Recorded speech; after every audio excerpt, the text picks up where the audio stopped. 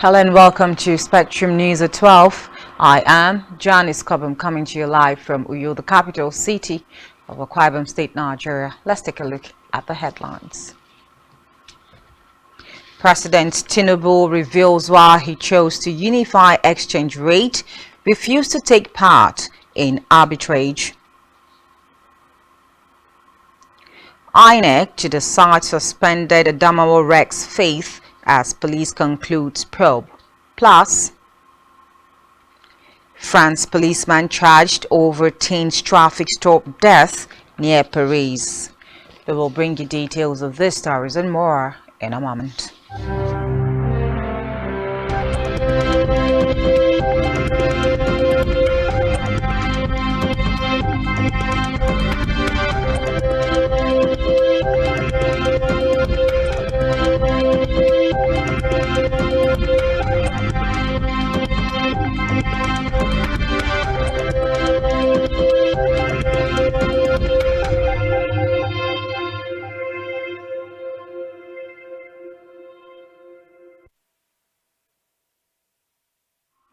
Many thanks for joining us at this time. First in the news this afternoon is Nigeria's leader, President Bola Tinubu, who has said he could have chosen to maintain the hitherto multiple foreign exchange rates and benefit from it, but instead he opted to unify the official and parallel market rates to save the country from financial hemorrhage. The president said he took the decision in the nation's best interest, just like he did with fuel subsidy removal. He stated this at a reception organized in his honor by the Lagos state government at the Lagos House Marina. The president said it was imperative to take those actions in the early days of his administration, explaining that his administration decision to stop the immediate payment of subsidy on petrol is the best interest of the nation.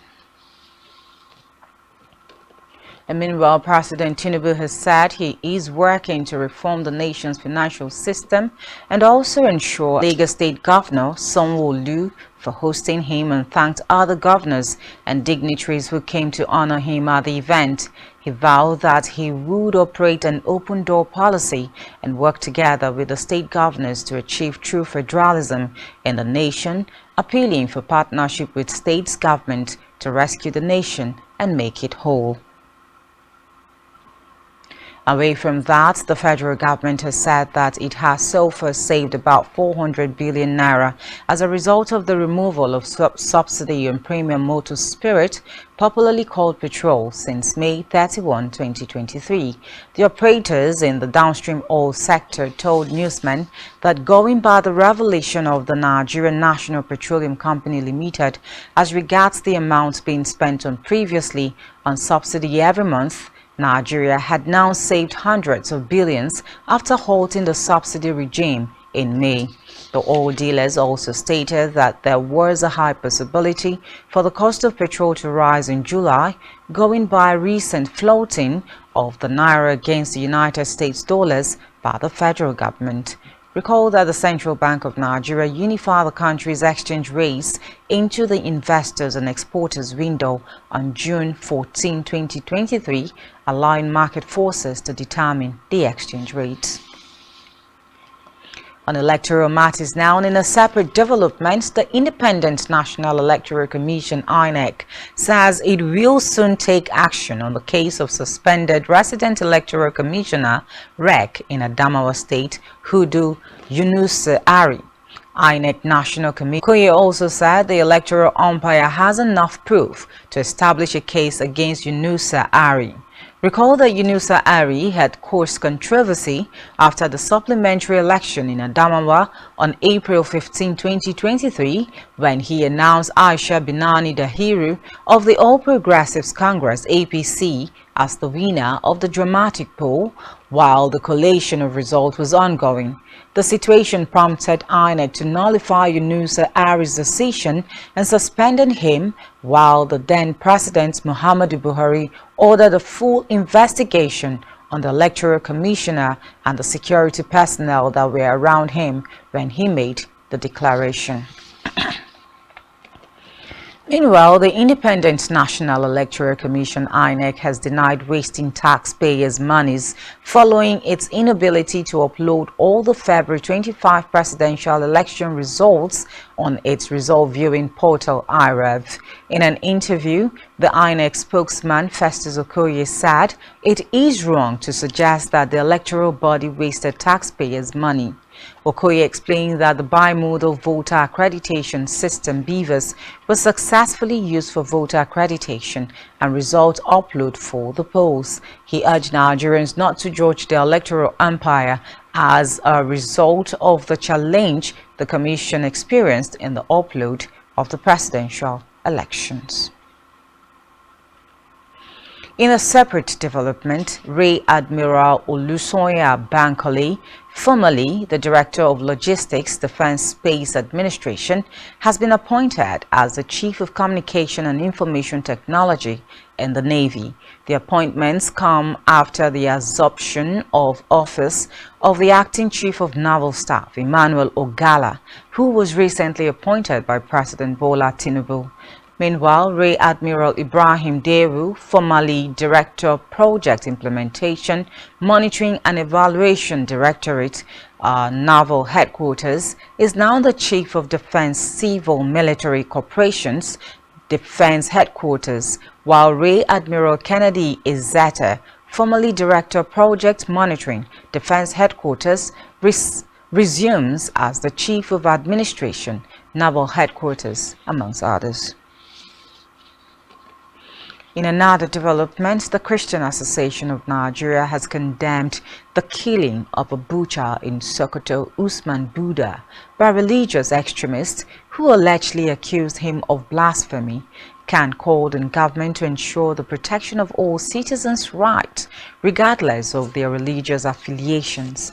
Meanwhile, the president of CAN, Daniel Oko, in a statement in Abuja, extended condolences to the family and friends of the deceased. He added that CAN firmly believes in the freedom of religion and the peaceful expression of beliefs, therefore denounce any form of violence or jungle justice in the name of religion. In the rainy Forewarned season, by the Nigeria Spectrum Television, disgruntled residents who have their houses, businesses, and roads overtaken by rainwater, and some residents of Nung Ukot Itam, an area of Idoro Road or Soma Estate, Atiku Abubakar axis of the Uyo metropolis, called on government to come to their rescue.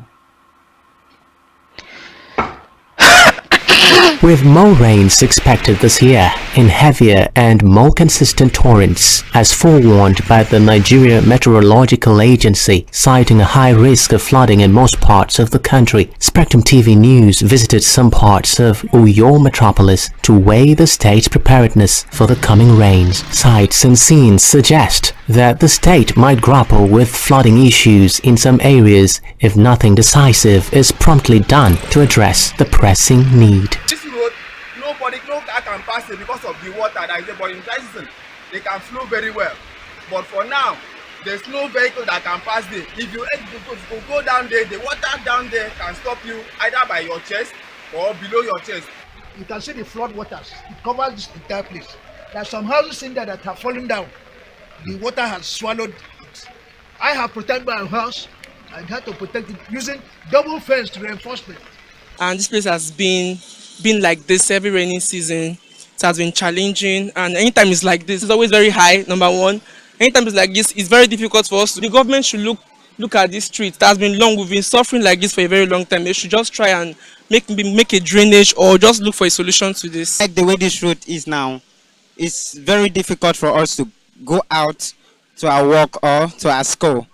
It's very difficult. This road is not good. Any day when I carry oil, my keke then they stop inside the water. The road no good at all. It need work. I want government may help us, but the clear the road may come fine.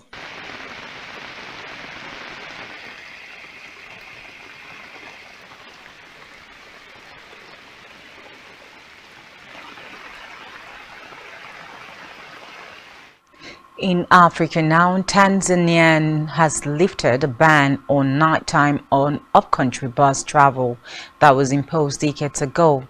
The government says the changes came after considering the views of stakeholders in the transport sector, as well as improvement in infrastructure and security.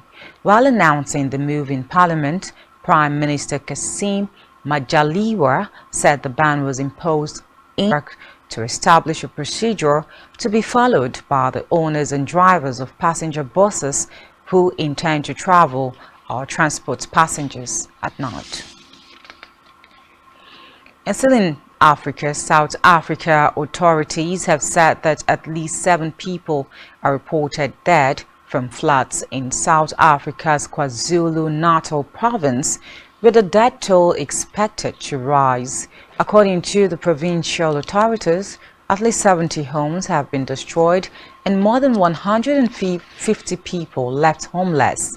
The authorities noted that many areas in the southeastern parts of the province are recovering from heavy rains and storms that hit earlier in the On the foreign scene now, the French policeman has been charged with homicide and is in custody over the killing of a teenager near Paris.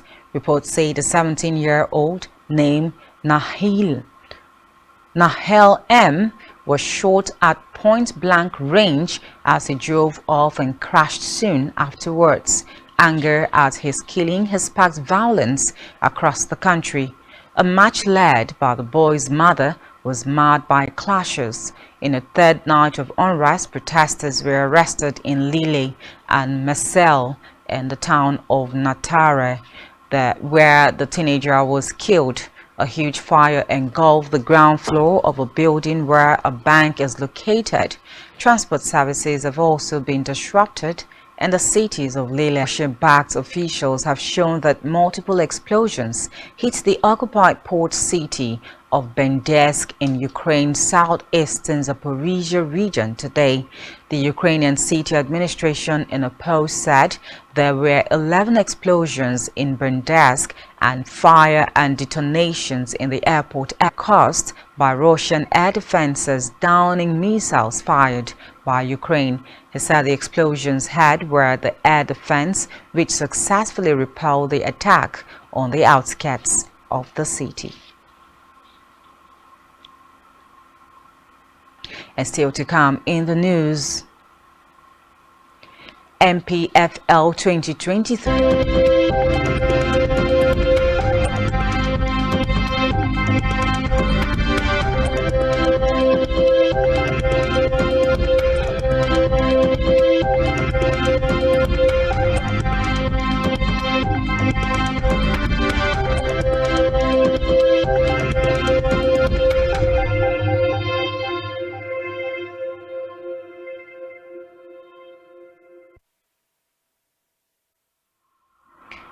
Many thanks for still being there. Now to the rest. $85 billion in the first half of 2023 due to external debt finance, among other challenges.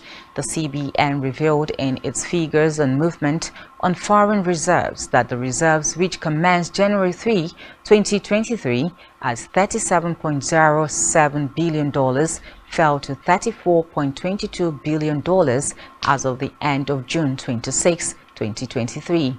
According to the CBN, the reserves fell by $3.43 billion to $37.09 billion as of December 29, 2022. And still in business, the Manufacturers Association of Nigeria (MAN) has warned that the recent floating of the naira, which has led to its devaluation, would increase raw materials import costs and reduce import flows. The association stated this in a opposition document signed by its Director General Segun Ajayi-Kadi and made available to newsmen. It also exchange rate movement, which would make planning challenging. According to the association, the policy will increase market efficiency and help return investors' confidence in the economy. Let's move to health now, where the National Agency of 50 centiliter CL glass bottles circulating in Nigeria, NAFDAC, said The product was discovered following a consumer complaint received and investigated by the Post-Marketing Surveillance Unit of the agency. The agency said upon investigation at the point of purchase and supplier's address, over 5 crates of the implicated batch of Sprite 50 cl glass bottles were discovered to be contaminated with particles. NAFDAC implores distributors, retailers and consumers to exercise caution. And still in health, Bill Gates, co-chair of the Bill and Melinda Gates Foundation and Microsoft co-founder, has said that people across the world, especially Nigerians, should be excited about artificial intelligence, especially in the area of health innovations and interventions. The American business mogul said there was no need for people to be wary of AI, but should be happy as a journalist during his visit to Nigeria. According to him, AI as the most important advancement in technology that he had witnessed since the 80s, and urged governments and philanthropists to create incentives for companies to share AI-generated committee IMC of the Nigerian Professional Football League, NPFL, has announced that the 2023-2024 Football League season will commence on the weekend of August 26 to 27. Reports say the abridged 2022-2023 season ended earlier this month with the abridged season, which was necessitated to bridge the gap of the Nigerian league calendar. The IMC also announced that clubs should begin the process of club licensing. The committee said the NPFL transfer window will open on Saturday, July 1 and close on September 1, 2023. And still in sports now, Aqua United reports say the 2 teams will join 6 other teams who qualified from the zonal playoffs. Nigeria Premier League champions Enyimba, Remo Stars, Casino United and Sporting FC will compete in Group A, while Group B has Rivers United, Aqua United, Yobe Desert Stars and Lobi Stars. According to reports, the top 2 teams in each group will qualify for the semi-finals. The Mobolaji Johnson Arena, Onikon Lagos, will host the competition from July 7 to July 16. On our entertainment news, the Recording Academy, organizers of Grammy Awards, has released the date for next year's edition. The Academy, in a tweet, revealed that the 66 Grammys would hold on February 4, 2024. Recall that the Recording Academy had introduced 3 new categories, including Best African Music Performance, Best Pop Dancing Recording, and Best Alternative Jazz Album into the award show. Reports say the new categories will receive nominations. Has announced the official release date for Hotel Lambamba. The filmmaker took to Instagram to share details of the theatrical debut of her upcoming project. Written by Francis Okeke, the movie is a murder mystery that follows the mysterious death of a popular social media influencer in a hotel, putting everyone under suspicion. The movie stars Bimbo Ademoye, Lateef Adedimeji, Blessing Jessica, amongst others.